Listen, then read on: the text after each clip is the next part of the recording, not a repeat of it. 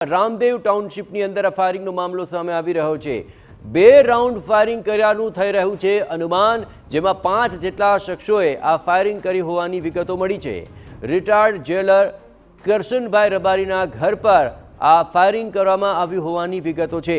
મોડી રાત્રે શખ્સો જેલરના ઘરે ધસી આવ્યા હતા। કાર સહિત ઘર પર તેમણે તોડફોડ મચાવી હતી। પોલીસે આ સમગ્ર ઘટનાને લઈને તપાસ શરૂ કરી છે। આ સમગ્ર મામલે રિટાયર્ડ જેલરના ઘર પર કેટલાક શખ્સો આવ્યા અને તેમણે હુમલો શરૂ કર્યો હતો। કાર અને ઘરની અંદર પણ તોડફોડ મચાવી હતી અને એટલું જ નહીં, આ સમગ્ર મામલે ફાયરિંગ થયું હોવાની વિગતો મળી રહી છે। રિટાયર્ડ જેલરના ઘર પર આ ફાયરિંગનો મામલો છે, જેમાં અત્યાર સુધીમાં પોલીસે સમગ્ર ઘટનાને લઈને તપાસ શરૂ કરી।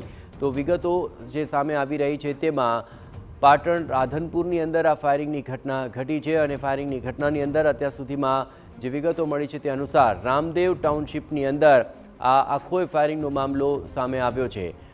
2 રાઉન્ડ જેટલું ફાયરિંગ થયું હોવાની પણ વિગતો અત્યાર સુધીમાં સ્પષ્ટ થઈ ચૂકી છે।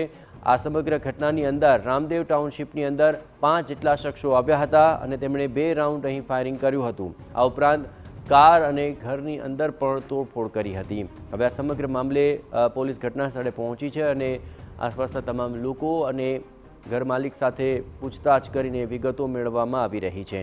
પરંતુ કયા કારણોસર આ ફાયરિંગ કરવામાં આવ્યું તે એક સૌથી મોટો સવાલ છે।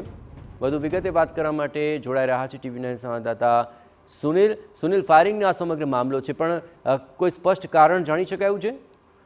જય ચોક્કસ કહી શકાય તો રાધનપુરમાં હાલમાં જ જે ઘટનાના સમાચાર મળી રહ્યા છે। મોડી રાત્રે રાધનપુરના રામદેવ ટાઉનશીપમાં 2 થી વધુ રાઉન્ડનો ફાયરિંગ થયું હોવાનું સામે આવ્યું છે। ખાસ કરીને જે કહી શકાય તો જે રાઉન્ડ 2 જેટલું ફાયરિંગ થયું છે તે પૂર્વ જેલર કહી શકાય તો પૂર્વ જેલરના ઘર પર 5 થી વધુ ઈસમો ઘસી આવ્યા હતા મોડી રાત્રે અને જે પિસ્તોલ સાથે ઘસી આવ્યા હોવાનું સામે આવ્યું હતું અને તેમાંથી 2 રાઉન્ડ જેટલું ફાયરિંગ કરતા સમગ્ર કહી શકાય તો સમગ્ર વિસ્તારમાં ચકચાર મચી ગઈ હતી। પોલીસ પણ દોડતી થઈ ગઈ હતી। ત્યારબાદ કહી શકાય તો જયેશ, આ જે 2 રાઉન્ડ ફાયરિંગ થયું છે તેના જે પુરાવા કહી શકાય તો ફૂટેલી કારતૂસ પણ પોલીસને ઘટના સ્થળેથી મળી આવી છે। જે ફૂટેલી કારતૂસના જે પુરાવા છે તે પણ હાલ પોલીસે એકત્રિત કર્યા છે। ખાસ કરીને કહી શકાય તો રાધનપુરમાં અસામાજિક તત્વો છેલ્લા અઠવાડિયાથી જે ત્રાસ વધી ગયો છે।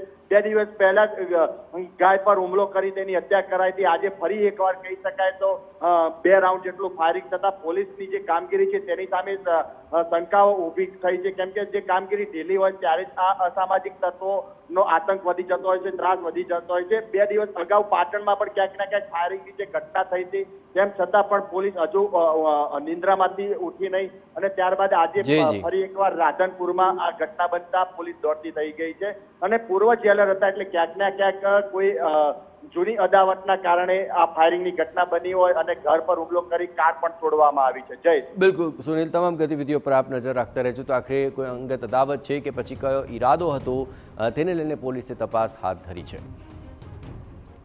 રાતે ફાયરિંગ થયું, લુખા તત્વો ધારીને કાતરી લઈને ભૂમળો કરી અને ફાયરિંગ કર્યું મારા ઘર ઉપર। ત્યાં ઘૂસમાં પહેવાના પ્રયત્ન કર્યા, જાળી બારીઓ તોડી નાખી છે। કયા કારણોસર ફાયરિંગ કર્યું? ફાયરિંગ કાંઈ છોકરાને બોલાચાલી કંઈક થઈ હતી સામાન્ય, એમાં આણે આવું કર્યું છે એમ। છોકરાને મેં પૂછ્યું એટલે છોકરામાં ફાયરિંગ કર્યું હતું। શું નુકસાન થયું છે? નુકસાન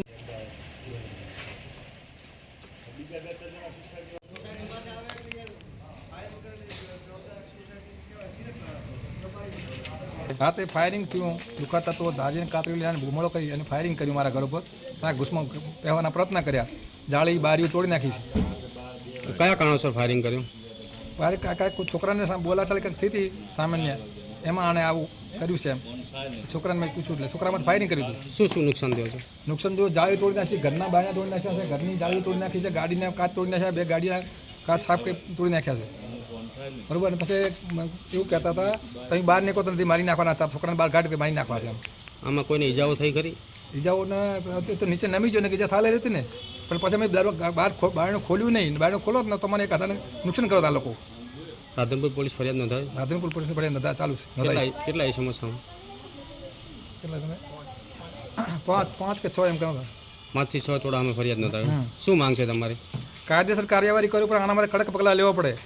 આજે આ કાયદાની વ્યવસ્થા લવે નહીં રહે, કેમ કે આ લોકો જો આવું લુખા તત્વ કરતા હોય અને જો કોઈના ઘરના ફાયરિંગ સોસાયટીમાં કરતા હોય તો પછી કોઈનું કાયદાની વ્યવસ્થા જેવું દેખાતો જ નથી। અમને સવારમાં વહેલા જેવા સમાચાર મળ્યા કે સોસાયટીમાં ફાયરિંગ થયું છે. એટલે તાબડતોબ અમે એમના ઘરે સમાચાર માટે ગયા. કરશનભાઈ જેલર જે એક રિટાયર્ડ કર્મચારી છે અને એક અમારા સન્માનીય વ્યક્તિ છે, સોસાયટીમાં બહુ સારી રીતે રહે છે, અને એમના ઘરે જ્યારે આવી ઘટના બની ત્યારે અમે સૌ ભયભીત થઈ ગયા છીએ.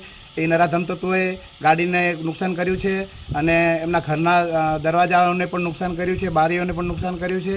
એટલે આ ખરેખર આવા લુખા તત્વો જો સોસાયટીમાં આવીને આ ટાઈપની ઘટનાઓને અંજામ દે છે ત્યારે મારે ખાસ એ છે કે આવી ઘટનાઓ વારંવાર ના બને, અને પોલીસ તંત્રને પણ મારે કહેવાનું કે સરખી રીતે આની તપાસ કરે અને તાત્કાલિક આને આક્રમક